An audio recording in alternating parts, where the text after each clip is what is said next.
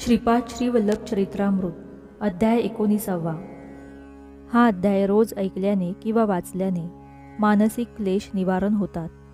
श्रीपाद राजम शरणम प्रपद्ये. श्री गुरुचरण समागम. वल्लभेश्वर शर्मा दंपती, सुबन्ना शास्त्री आणि मी असे 4 जण श्रीपाद प्रभूंच्या लीलांचे स्मरण करीत होतो. त्याचवेळी त्यांच्या घरी एक दूरचा नातेवाईक लिंगना शास्त्री आला. तो वेदशास्त्र पारंगत होता. लिंगना शास्त्री म्हणाला, मी पित्याच्या तर्पणानिमित्त पादगया क्षेत्री पवित्र असलेल्या पिठिकापुरम क्षेत्रात आलो. माझे आजोबा कर्मठ ब्राह्मण होते. ते धनवान असले तरी स्वभावाने मितव्ययी होते. ते शास्त्रात सांगितल्याप्रमाणे संकटात असलेल्या लोकांना काही उपाय सांगून त्यांना आपलेसे करून घेत असत. पितृदेवतांना संतुष्ट करण्यासाठी भाविक लोक 10 प्रकारचे दान यथाशक्ती देत असत.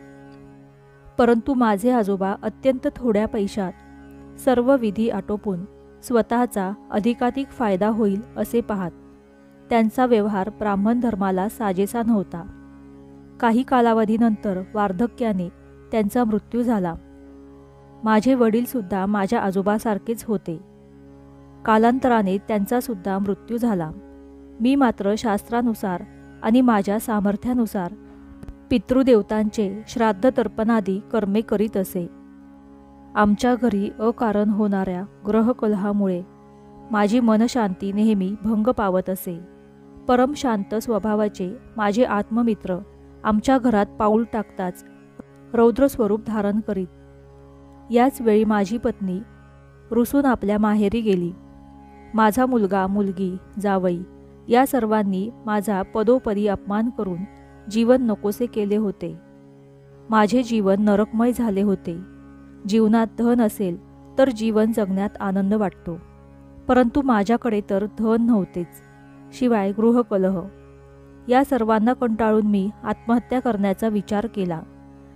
परंतु मरणानंतर पिशाच्च योनी प्राप्त होण्याची भीती वाटत होती. माझ्या मृत्यूनंतर माझी शास्त्रोक्त पद्धतीने अंतक्रिया होणार नाही हे निश्चित होते. एके दिवशी मी गोशाळेतील सर्व साफसफाईचे काम आटपून जेवणासाठी येऊन बसलो. त्यावेळी सुनेने विटलेले अन्न वाढून दिले. त्याला वास येत होता. त्यात थोडे किडेसुद्धा दिसले. गोशाळेतील कामाने मी अत्यंत थकून गेलो होतो आणि भुकेने डोळ्यात आसवे येत होती. माझी स्थिती फारच दयनीय झाली होती.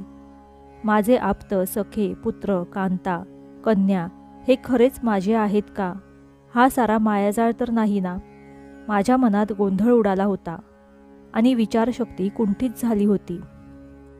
इतक्यात एका अवधूताने मला दर्शन दिले. करुणेचा महाप्रवाह त्याच्या नेत्रातून ओसंडत होता. त्या करुणामूर्तीस पाहून मी लहान बालकासारखा त्याच्याकडे धावत गेलो. ही व्यक्ती माझ्या चिरपरिचयाची असल्यासारखे मला वाटले. मी त्या अवधूतांच्या दिव्य चरणांवर डोके ठेवून नतमस्तक झालो. ते दिव्य चरण मी हृदयात स्थापित केले. अवधूतांनी थाळीतील अन्नास स्पर्श करून ते शुद्ध केले, परंतु ते विटके अन्न अदृश्य होऊन त्या ठिकाणी हलवा नावाचा गोड पदार्थ आला. त्या थाळीतील थोडा हलवा अवधूतांनी खाल्ला आणि उरलेला मला प्रसाद म्हणून दिला. तो मी अत्यंत आनंदाने खाऊन तृप्तीचा ढेकर दिला. त्या प्रसादाच्या सेवनाने माझ्यात नवीन शक्तीचा संचार झाल्यासारखे वाटले. अवधूतांनी नंतर मला एक पहार दिली व ईशान्य दिशेस खोदण्यास सांगितले. बराच मोठा खड्डा झाला. त्यात 2 कुत्र्यांचे अस्थिपंजर देह दिसले. अवधूतांनी त्या खड्ड्यात तांदळाची पेज टाकण्यास सांगितली. त्यांच्या आदेशानुसार मी त्यात पेज टाकून तो खड्डा बुजवून टाकला आणि ते अवधूत म्हणाले, तुझी पिशाच्च बाधेपासून मुक्तता झाली आणि तुझ्या घराची आता स्थलशुद्धी झाली. आता तुला सर्व गोष्टी अनुकूल होतील. पादगळेप्रमाणे महिमा असलेल्या पिठिकापुरमहून तुला बोलावणे आले आहे. तू तत्काळ प्रवासाची तयारी कर. बाकी व्यवस्था मी पाहीन. आपण पिठिकापुरम येथे भेटू. अवधूतांच्या आदेशानुसार मी पिठिकापुरमला जाण्यास निघालो. घरी कोणाला सांगितले नाही. अगदी अंगावरील एका कपड्यानिशी निघालो. थोडे अंतर जाताच सायंकाळ झाली. एका आमराईत मी प्रवेश केला. तेथील यजमान नरसिंहप्पा याने माझे यथोचित स्वागत केले. खाण्यासाठी आंबे आणि इतर गोड फळे दिली. ती खाल्ल्याने माझी भूक शांत झाली. त्या आमराईच्या यजमानांच्या विनंतीनुसार मी रात्री तेथेच मुक्काम केला. सकाळी स्नान संध्यादी आटपून पुढे जाण्यास निघालो तेव्हा नरसिंहप्पाने मला आंबे एका वस्त्रात बांधून दिले. अवधूतांनी सांगितल्याप्रमाणे माझी खाण्याची व राहण्याची उत्तम सोय झाली होती. त्या अवधूताच्या लीलेचे मोठे आश्चर्य वाटत होते. त्यानंतर तो नरसिंहप्पा मला म्हणाला, कालपासून माझ्या स्वप्नात एक अवधूत येत आहे. तो अवधूत मला म्हणाला, तुझ्याकडे उद्या एक सद्ब्राह्मण येईल. त्याचे उत्तम प्रकारे स्वागत करून जाताना त्याला वस्त्रदान आणि दक्षिणासुद्धा दे. मार्गात खाण्यासाठी त्याला तुझ्या शेतातील आंबे दे. मला पडलेले स्वप्न आज खरे झाले. तुमची सेवा करण्याची संधी मला भाग्याने मिळाली व तुमचे दर्शन झाले. मी धन्य झालो. या घडलेल्या घटनेवरून मला असे नक्की वाटते की ते अवधूत साधीसुधी व्यक्ती नसून तो कोणीतरी दिव्य महापुरुष असावा. मी पुढच्या प्रवासास निघालो. नवीन वस्त्र धारण करून वेदस्मरण करीत चालत असताना मला माझ्या देहात विद्युत प्रवाह जोरात होत असल्याचा अनुभव आला.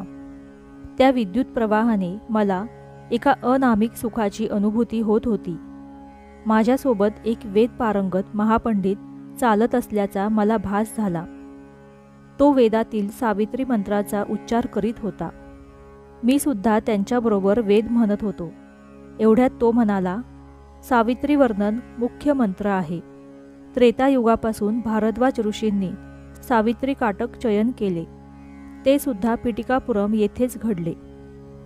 कधीतरी केलेले विधान आज सत्य होऊन पिटिकापुरम येथे श्री दत्तात्रय प्रभू श्रीपाद श्रीवल्लभांच्या रूपात अवतरित झाले आहे. वेद हे अपौरुषीय आणि ईश्वर निर्मित आहेत. वेद पठणाचा अधिकार ब्राह्मणांचाच आहे, परंतु वेदाध्ययन सर्व वर्णाच्या लोकांना करता येते. ब्राह्मण कृष्णाची भक्ती करीत, परंतु कृष्ण मात्र ब्राह्मणांचा सत्कार करून त्यांचे पाय धुवून ते पाणी आपल्या शिरावर प्रोक्षण करीत. तुला पिटिकापुरमहून बोलावणे आहे. तू किती भाग्यवान आहेस. तेव्हा मी म्हणालो, अहो महाराज, श्रीपाद वल्लभ कोण आहेत? त्यांचा महिमा मला वर्णन करून सांगाल काय? अरे बाबा, श्रीपादांचे दर्शन सर्व पापांचे क्षालन करणारे असते. ते साक्षात दत्तात्रय प्रभू आहेत. त्यांची जन्मभूमी पिटिकापुरम क्षेत्र आहे. पूर्वयुगात ज्या ज्यावेळी धर्माला ग्लानी आली त्या त्यावेळी परमेश्वरांनी पृथ्वीवर मानवी अवतार घेऊन सज्जनांचे रक्षण आणि दुष्टांचे हनन केले. त्या काळी विष्णुदत्त आणि सुशीला हे एक पुण्यवान दंपती राहत होते. सुशीला एक साध्वी स्त्री असून आपल्या पातिव्रत्याने आणि साधना सामर्थ्याने ती सती अनुसये समान होती. विष्णुदत्त एक अत्यंत विद्वान आचारसंपन्न सच्छील ब्राह्मण होता. त्याने आपल्या साधनेने आणि विद्वत्तेने अत्रि ऋषीप्रमाणे स्थान प्राप्त केले होते. या उभय दाम्पत्यांनी सती अनुसया आणि अत्रि मुनीबरोबर तादाम्य स्थिती प्राप्त करून घेतली होती. ही स्थिती निराकार असून नेत्रांना अगोचर असते. त्याचे वर्णन शब्दाने करता येत नाही. या स्थितीचा अनुभव मात्र घेता येतो. विष्णुदत्त आणि सुशीला पुढील जन्मात सुमती राणी आणि अप्पलराज शर्मा या रूपात जन्मास आले. त्यांनी केलेल्या तपाचे फलस्वरूपच त्यांना श्रीपाद वल्लभ रूपाने एका दिव्य पुत्राचा लाभ झाला. अप्पळराज हे भारद्वाज गोत्राचे अपस्तंभ शाखेचे कृष्ण यजुर्वेदी ब्राह्मण होते. पूर्वयुगात लाभाद्र नावाचे एक वैश्य मुनी होते. ते श्री मातेच्या वासवी कन्यका अवतारात तिचे पिता भास्कराचार्युलू होते. श्रीपाद श्रीवल्लभांच्या अवतारात सुमती महाराणीचे पिता होते. तू पिटिकापुरमला त्या महान पुरुषांचे दर्शन घेऊ शकशील.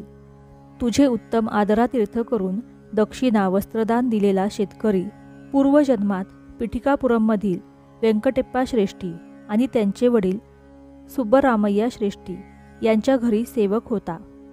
परमपवित्र अशा सुब्बरामय्या श्रेष्ठींच्या घरी सेवा करण्याने आणि ते पवित्र अन्न ग्रहण केल्याचे फलस्वरूप तो एक वतनदार होऊन सर्व सुखांचा लाभ घेत होता.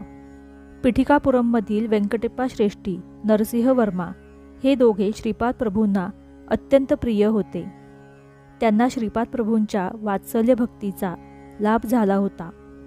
कर्मबंधन हे सर्व बंधनात अत्यंत क्लिष्ट बंधन आहे.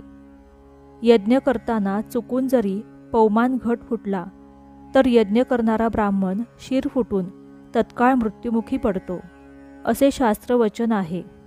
परंतु सध्याच्या काळात पवमान घट फुटला तरी यज्ञ करणाऱ्या ब्राह्मणास काही होत नाही. याचे कारण काय? असा प्रश्न श्रीपाद प्रभूंना शिष्यांनी विचारला. तसेच वेदशास्त्रात सांगितलेल्या यज्ञफलस्वरूप शुभ घटना घडतात, परंतु अशुभ घटना मात्र घडत नाहीत. याचे कारण काय? श्रीपाद प्रभू म्हणाले, पुत्रा, सध्याच्या काळात यज्ञ संपन्न करताना विद्युत पदार्थ तितके प्राणघातक नसतात. यज्ञ करणारे पुरोहित उत्तम साधक असावे लागतात. त्यांच्याजवळ योगाग्नी भरपूर प्रमाणात असावा लागतो. त्या अग्नीने पवमान घटातील विद्युत जळू शकते. महायोगी असणाऱ्या पुरोहिताने शास्त्रविधीपूर्वक यज्ञ केल्यास त्याचे चांगले फळ मिळून विश्वाचे कल्याण होते. परंतु असे न घडल्यास यज्ञाची प्रक्रिया घडते, परंतु वेदशास्त्रोक्त फळ मात्र मिळत नाही. यज्ञादी कर्मात देण्यात येणारी दक्षिणा रुपये 16, 116, 1116 अशा संख्येतच दिली जाते. यात सुद्धा रहस्य दडलेले आहे. गोत्र हे पितृसंबंधित असते.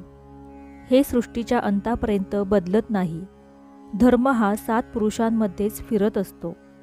सपिंड हे मातेशी संबंधित असते. विवाहयोग्य मुलगा आणि धन ही 2 उत्तम कर्माची फळे आहेत. स्त्री ही अग्निरूप असते. ती प्रकृतीत आवश्यकच असते. श्रीपाद श्रीवल्लभ अद्वैत मताचे पुरस्कर्ते होते. ते आदि शंकराचार्यांप्रमाणे पक्षपात रहित होते. गुणभेद नसणाऱ्या श्रीपादांना कुलभेद मुळीच नव्हता. आदि शंकराचार्यांनी आपली हेमविद्या सत्वगुणी ब्राह्मणाला न देता रजोगुणी असलेल्या गौड कुलातील लोकांना दिली. शंकराचार्यांना वाटले, हेमविद्या जर ब्राह्मणांना दिली तर ते धनाच्या मोहाने त्यांच्या इष्टधर्माचे पालन करणार नाहीत. शंकराचार्यांप्रमाणेच श्रीपाद प्रभूंनी जाती, वर्ण, मत, वय यांचा भेदभाव न करता प्रत्येकाच्या योग्यतेनुसार अनुग्रह दिला. पृथ्वी, आप, तेज, वायू आणि आकाश ही पंचमहाभूते आणि मन, बुद्धी, अहंकार ही अष्टधा प्रकृती जड स्वरूप आहे. 1 हे चित्र प्रकृतीचे प्रतीक आहे. 2 पासून 10 पर्यंत असलेल्या 8 संख्या जड प्रकृतीच्या द्योतक आहेत. 0 हे ब्रह्मतत्वाचे दिग्दर्शक आहे. 9 या संख्येत पूर्ण पृथ्वीच्या कार्यकल्पाचे रहस्य दडलेले आहे. श्रीपाद वल्लभ हसून म्हणत, 2 चौपाती देवलक्ष्मी आणि 2 पोळ्यांसाठी भिक्षा मागत असत. हे 2, 4, 9, 8 या संख्येचे प्रतीक आहे. स्वामींच्या बोलण्यात नाना अर्थ दिसून येत. सृष्टीतील सर्व द्वंद्वाचे 2 हे प्रतीक आहे. देहाचे स्थूल, सूक्ष्म, कारण आणि महाकारण अशी 4 प्रतीके आहेत. ब्रह्मतत्व हे कधीच बदलत नाही. ते 9 या संख्येचे द्योतक आहे. महामाया ही 8 या संख्येने दर्शविली जाते. श्रीपाद श्रीवल्लभ अर्धनारी नटेश्वर आहेत. श्रीपाद वल्लभांचे विराट रूप. मी ब्रह्मतशिला नगरातील पेनुगोंडा नावाचा रहिवासी आहे.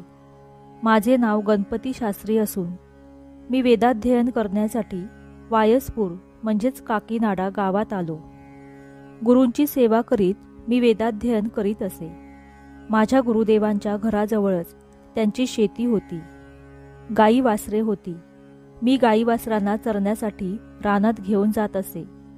तसेच त्यांचे दूध काढून त्याचे वाटप करण्याचे कामसुद्धा आनंदात करीत असे. एके दिवशी मी गायींना घेऊन गेलो असताना मला 10 वर्षाचा एक अत्यंत तेजस्वी बालक दिसला. तो आमच्या शेतात आला. त्याच्या गळ्यातील जानवे पाहून तो ब्राह्मणच असावा असा दृढ विश्वास वाटला. मी त्याला विचारले, तुझ्या गळ्यात जानवे दिसते, तू कोण आहेस? त्यावर तो बालक म्हणाला, मी मीच आहे. सृष्टीतील सारी तत्वे माझ्यातच सामावलेली आहेत. सर्वांना आधारभूत असणारा तो मीच आहे. माझ्यातील ब्राह्मणांची लक्षणे पाहून मला ब्राह्मण समजलास हे काही चूक नाही, परंतु तेच काही सर्व सत्य नाही. माझ्यातील क्षत्रियांची लक्षणे पाहून मला कोणी क्षत्रिय समजल्यास ते खोटे नाही, परंतु ते पूर्ण सत्य नाही. माझ्यातील वैश्य लक्षणे पाहून जर कोणी मला वैश्य समजल्यास ते असत्य नाही, परंतु ते पूर्ण सत्य नाही. माझ्यातील शूद्राची लक्षणे पाहून कोणी मला शूद्र समजल्यास ते खोटे नाही, परंतु ते पूर्ण सत्य नाही. तू मला चांडाळ समजलास तरी ते अयोग्य नाही, परंतु तेही संपूर्ण सत्य नाही. मी सर्व सीमांच्या पलीकडे आहे, अतीत आहे. सत्य किंवा असत्य असणाऱ्या प्रत्येक विषयापासून मी अतीत आहे, परंतु त्यांचा आधारभूत सुद्धा आहे. मी परमसत्य आहे, ते अवधूताला ज्ञात आहे. माझा धर्म हा परमधर्म आहे, तो सर्व धर्माच्या अतीत आहे आणि त्याचा आधारसुद्धा आहे. हे माझे परमप्रिय तत्व आहे.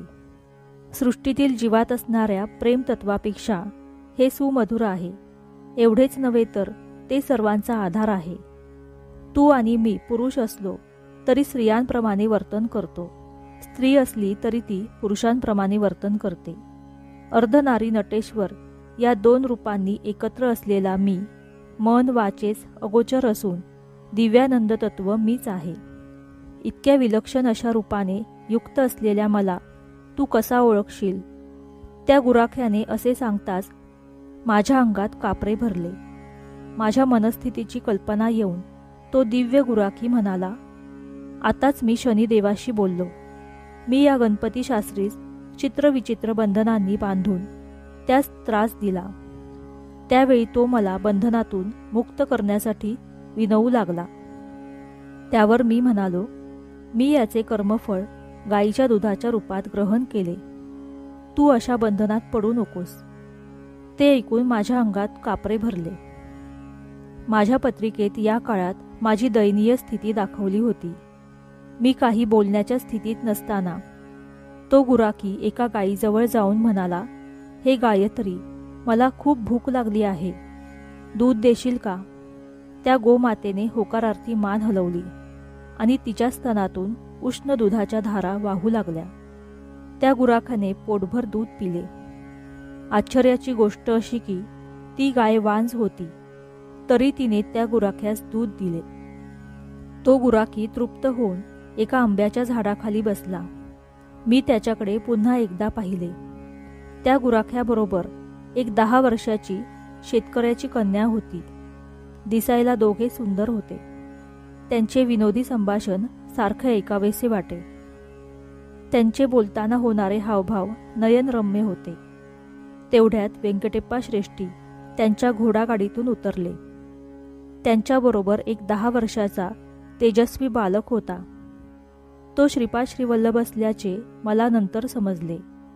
माझ्या गुरुदेवांना ही भूमी व्यंकटेप्पा श्रेष्ठींच्या वडिलांच्या स्मृतिप्रित्यर्थ त्यांनी दान दिली होती. या भूमीस लागूनच त्यांचे एक विस्तीर्ण शेत होते. या शेताची पाहणी करण्यास श्रेष्ठी पिठिकापुरमहून वायसपूर या ग्रामात येत असत. श्रेष्ठींना त्या गुराख्याबरोबर असलेल्या शेतकऱ्याच्या कन्येस पाहून आश्चर्य वाटले. त्या गुराख्याने आणि त्याच्याबरोबर असलेल्या कन्येने श्रीपादांना नमस्कार केला. त्यावेळी श्रीपाद म्हणाले, आजोबा, तुम्हास एवढे आश्चर्य का वाटले? आजोबा म्हणाले, त्या दोघांकडे बघ, किती नयन मनोहरी दृश्य आहे. बघणारा आणि जे बघायचे ते दृश्य दोन्ही एकच आहे. यातील वेदांत विषय मला कळत नाही. तेव्हा श्रीपाद म्हणाले, यात वेदांत काय आहे?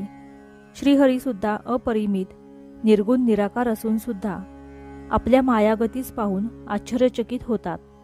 ही सृष्टी नवरसाने भरलेली आहे. आश्चर्यपूर्ण दृश्यांची कल्पना करणे हा सुद्धा सृष्टीचाच एक नियम आहे. ज्या ठिकाणी द्वैत दिसते तेथे वास्तविकतः अद्वैत असते. तर द्वैत खरे का अद्वैत खरे ते विचार करून सांगावयास हवे. त्या गुराख्याला आणि शेतकऱ्याच्या मुलीला ही सर्व श्रीपाद प्रभूंचीच माया तर नसेल ना, अशी शंका आली. श्रेष्ठींच्या हनुवटीला हलकासा स्पर्श करून श्रीपाद म्हणाले, आजोबा, तुम्हाला शंका कशाची येत आहे? जोपर्यंत तुमच्या घरातील लोक मला विसरणार नाहीत, तोपर्यंत माझा सर्व शक्तीसहित अदृश्य रूपाने तुमच्या घरी वास राहील. तुमच्या घरी माझ्या पावलांचे आवाज प्रत्येक साधकाला नेहमी ऐकू येतील. अनघादेवीबरोबर असलेले दत्तस्वरूप अर्धनारी नटेश्वर रूपात आहे, परंतु ते आपणास दिसत नाही. तेच तुम्हास श्रीपाद श्रीवल्लभ रूपात समक्ष दिसतात. मी सुमती मातेचा प्रथम पुत्र आहे. मी माझ्या मातेला निक्षून सांगितले होते की माझा विवाह करू नका. तसा प्रयत्न केल्यास मी घर सोडून जाईन. श्रेष्ठी राजऋषी असल्याने त्याने मला निष्कलंक भक्तिपाशात बांधून ठेवले आहे. म्हणून मी अनघासमवेत असलेल्या अनघ स्वरूपात तुम्हाला दर्शन देत आहे. श्रीपादांच्या सानिध्यात कारणाशिवाय कोणतेच कार्य होत नाही. सृष्टीचे नियम चित्रविचित्र आहेत. कर्म आणि कर्मांची फळे यांची संभावना देश कालपरत्वे ठरत असते. सर्व भक्तगणांना माझ्या आचरणाने, माझ्या लीलेने, माझ्या महिम्याने ज्ञानबोध करणे हा सुद्धा माझ्या अवतार कार्याचाच एक भाग आहे. श्रीपाद प्रभू आमच्याबरोबर असे बोलत असताना त्यांची कांती आमच्या समक्षच एका अनामिक तेजाने झळकू लागली. ते नंतर आंब्याच्या झाडाकडे वळले. ते त्या झाडाकडे पाहत असतानाच त्या शेतकऱ्याच्या मुलीची आणि गुराखी मुलाची कांती दैदिप्यमान होऊन ते श्रीपाद प्रभूंच्या रूपात विलीन झाले.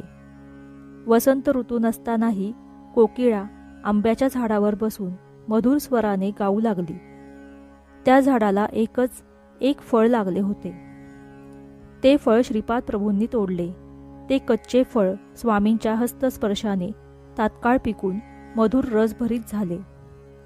ज्याप्रमाणे एक माता आपल्या शिशूस मोठ्या प्रेमभावाने गोड पदार्थ भरवते, जेवणातील प्रत्येक पदार्थ शिशूने खावा म्हणून, त्याच गाणे म्हणून, गोष्टी सांगून भरवते, तितक्याच प्रेमाने श्रीपाद प्रभूंनी तो गोड आंबा श्रेष्ठींना खाऊ घातला.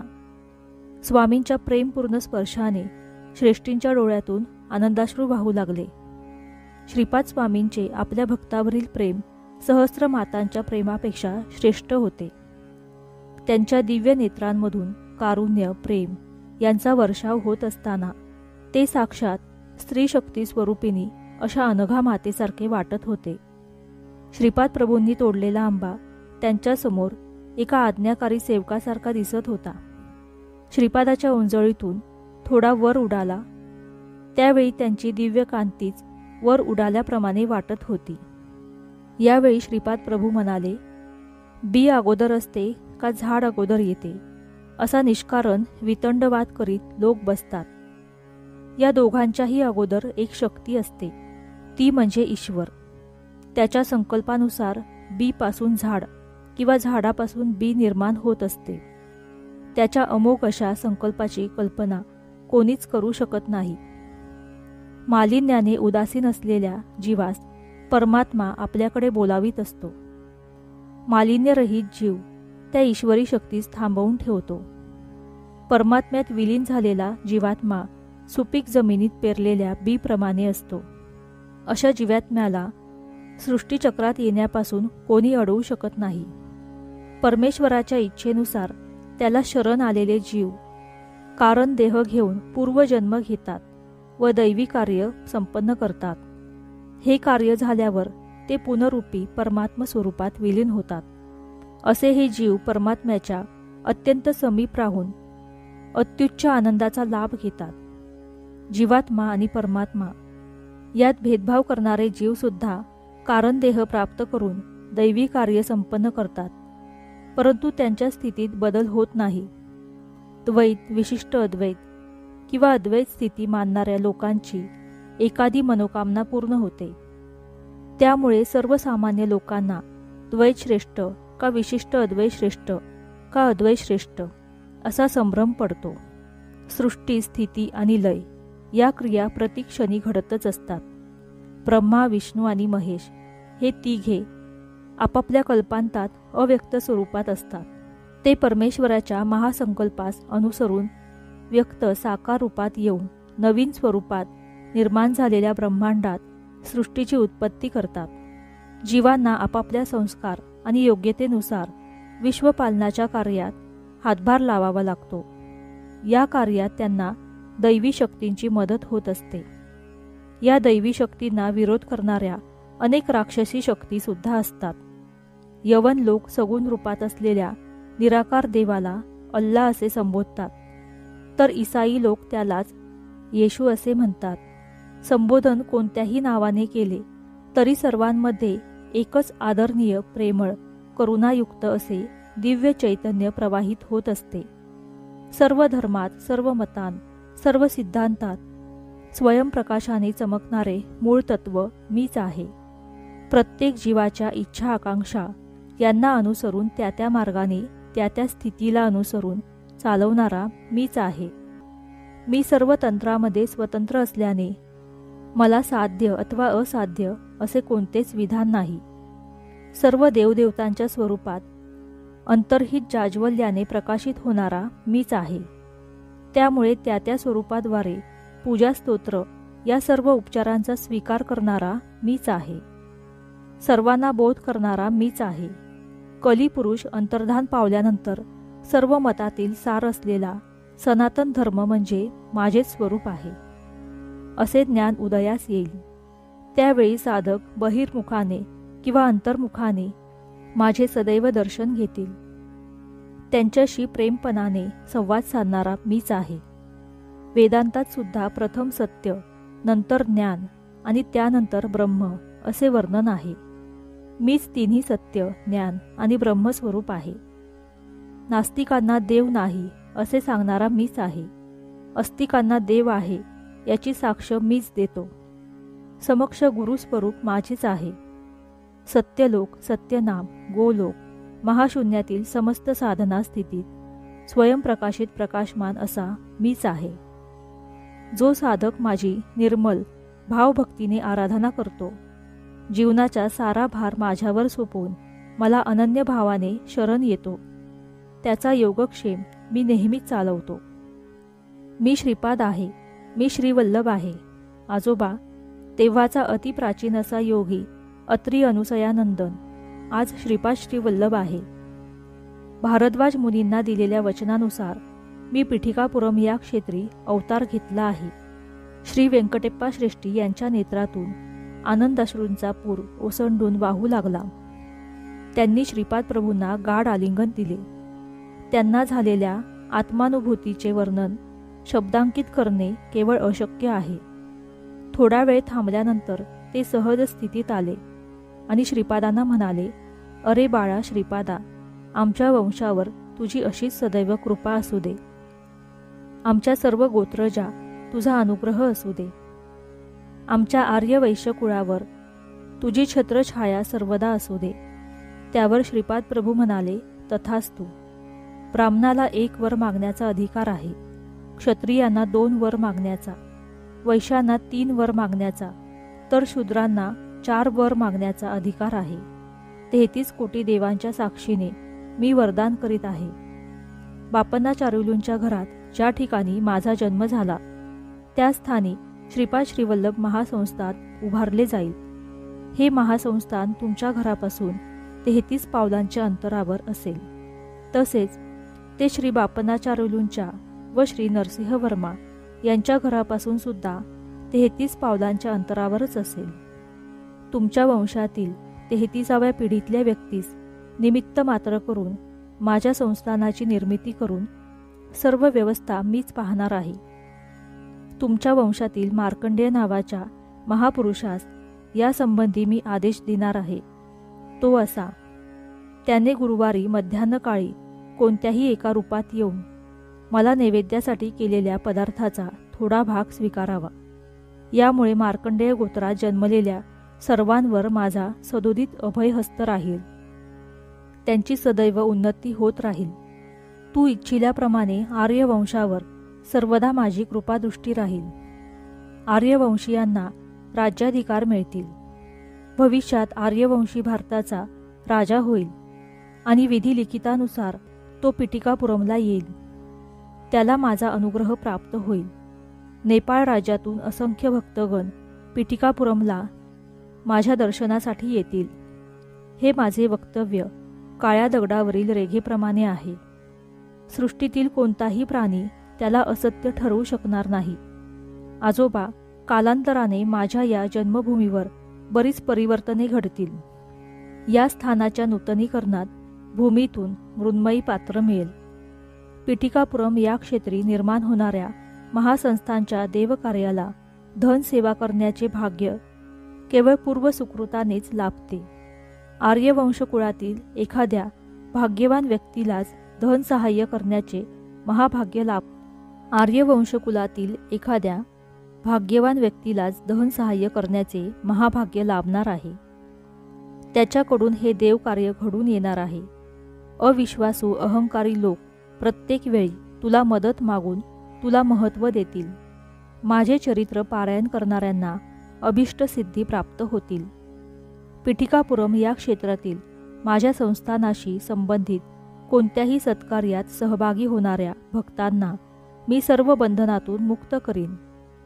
पिटिकापुरम क्षेत्री माझ्या चित्रा या जन्मनक्षत्रावर जो श्रद्धेने माझी अर्चना करील त्याला मी ऋणानुबंधनातून मुक्त करील.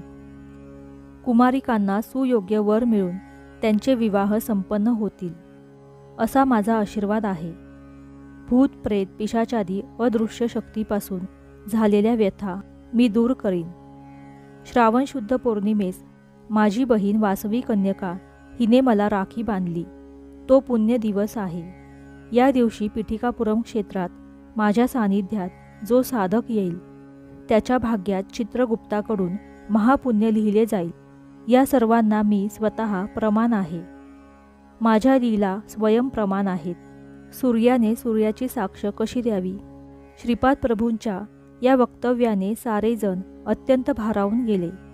त्यांच्या लीलांचे वर्णन करणे महाकठीण आहे. दुसऱ्या दिवशी मी वल्लभेश्वर शर्मा दंपती, सुबन्ना शास्त्री, लिंगण्णा शास्त्री श्रीपाद प्रभूंच्या दर्शनासाठी कुरुगड्डीला निघालो. श्रीपादांनी आम्हाला पुन्हा एकदा आशीर्वाद दिला आणि सुहास्य वदनाने ते म्हणाले, हा हा, काय ही चर्चा रंगली. श्रीपाद श्रीवल्लभ संस्थानाचे वर्णन करण्यात खूप वेळ गेला. मल्लादी यांचे ऋण, व्यंकटेप्पा यांचे ऋण, श्रेष्ठी यांचे ऋण, तसेच वत्सवाई यांचे ऋण कधीच फेडता येणार नाही असे सांगून स्वामींनी मौन मुद्रा धारण केली. अशा रीतीने श्रीपाद श्रीवल्लभ चरित्रामृत अध्याय 19 समाप्त. श्रीपाद श्रीवल्लभांचा जय जयकार असो. श्री स्वामी समर्थ.